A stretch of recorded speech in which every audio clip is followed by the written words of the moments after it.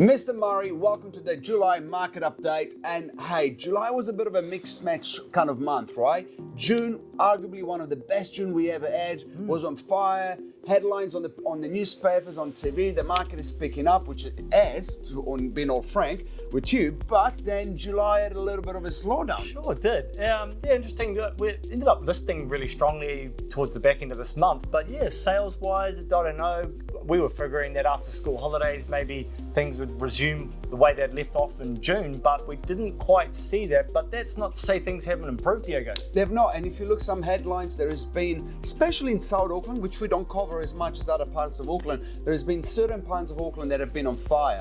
Now, overall, the property prices in June, because we only go in month by month, for the second time in a row, they've gone up in Auckland. So in May, they came up 0.5%. In June, they've come up 1.5%. So the trend is there. If in July, property prices come up for the third time in a row, and we'll find out next month, then what that means is that it's a trend and the market is coming up. Absolutely. If this month the property prices have gone down, then it just means that it's not a trend and things are still adjusting. So that remains to be seen. But definitely more interest at auction, definitely more interest in terms of multi-offers and pre-auction offers. So it's moving, but stock has been an issue, right? Absolutely, stock has been an issue, but that sort of takes me back to what Diego's just talking about, the word auction. Guys, let's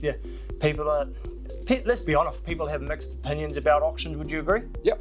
Right, so, but in terms of the auctions, what we have seen is that the clearance rate is increasing month on month, and we expect that to be the third month in a row that the clearance rate is clearing. What does that mean for you if you're selling your home? Well, what it does mean, it puts a time framework on things so we can get the home sold. And as we discussed last month, the spring market coming, so auctions give you finality. Either two things are going to happen. You're either going to sell your home or you won't, and you move into the conditional market, and that's fine.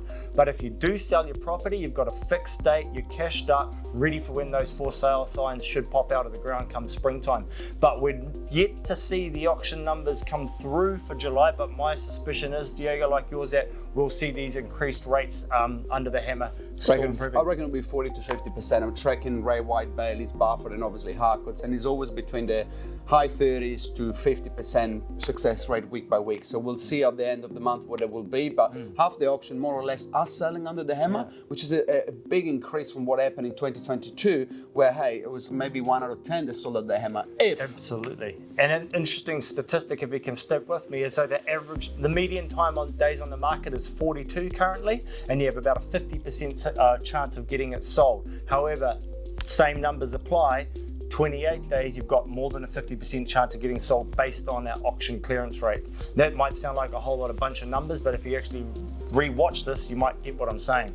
You've got more than a 50% chance of selling under the hammer with 14 days less on the market, which gives you 14 days more to be looking what is on the market for your next purchase. And some people already know they're going to say, they just want them sold fast. And I'll tell you what, if you want to be on the market for months and months on hand, doing open homes, clean up after your house, lose the interest you got there at the start of the campaign, thinking that you're going to get a better result in the second month, well, that's insanity. The best result when you're looking at real estate is always in the first 2 or 3 weeks. That's when the competition is there, and this is what we're saying. Where you go to auction or not, you should be aiming to be sold in the first month. If you enjoy doing 90 days of open homes, maybe with a second agent for another 90 days after that, be my guest. We try to work in a way that we get you sold for as much money as possible as we possibly can in less amount of time as possible, because that's the cherry on the cake. Yeah, absolutely. And what we were discussing this yesterday, Diego, what this market really is. First of all, real estate market in New Zealand has been on a wild ride for the last 18 months.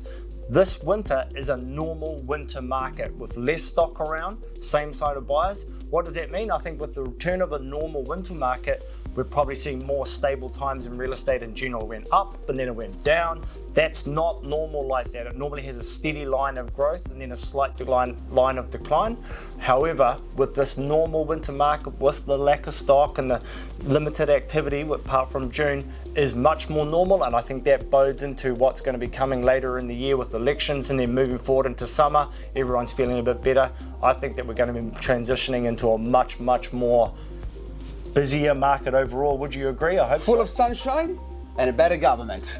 Oh no, we're not talking politics. Okay. Let me take that back. Thanks for watching. Let's see what happens next month. Thanks, guys.